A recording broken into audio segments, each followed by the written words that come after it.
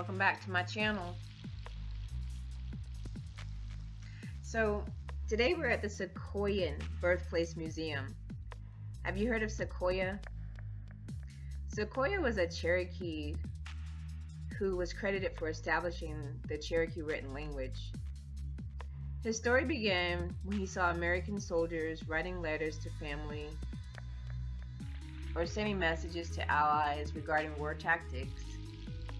He realized the importance of written language and how strategic its use was in time of war. So these letters were sent by carrier, but he called them talking leaves. His story is one about perseverance. He faced so much ridicule and judgment by his own people when he tried to introduce them to the idea of a written language. So regardless of the difficulty he faced, he worked on creating the Cherokee language for years, until finally he had a breakthrough when his daughter Ayoka helped prove the feasibility of the language by reading a note written in Cherokee without her presence at the time it was written, proving that the system did work.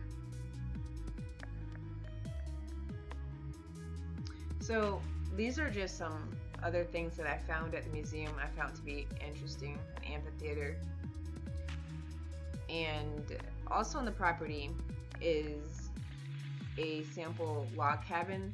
Sequoyah lived just like the Americans lived. He lived in a log cabin. He was actually a blacksmith, and he was compensated for his work, so he was actually well off. So this log cabin right here, it's split in half with a breezeway or a pass-through.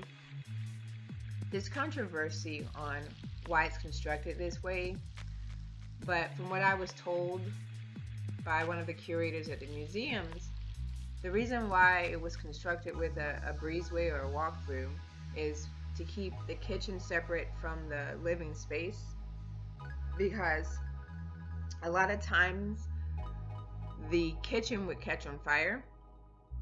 So by keeping it separated from the rest of the house, if that were to happen, the overall goal would be to prevent the whole house from burning down. This right here is where they show his blacksmith tools and such that he used during that time period. So right here, I'm actually on my way to a burial mound. So there's a burial mound near where the museum presently stands. It was noted that 191 remains were found during a dig near the museum. The mound is where those 191 individuals were relocated and laid to rest. These are the tribes: the Bird Clan, Paint Clan, etc., etc. This is me right here giving my respects or showing my respects to the deceased in the mound. The location of this museum is also noted to be the location for the Trail of Tears, also known as the Indian removal or ethnic cleansing.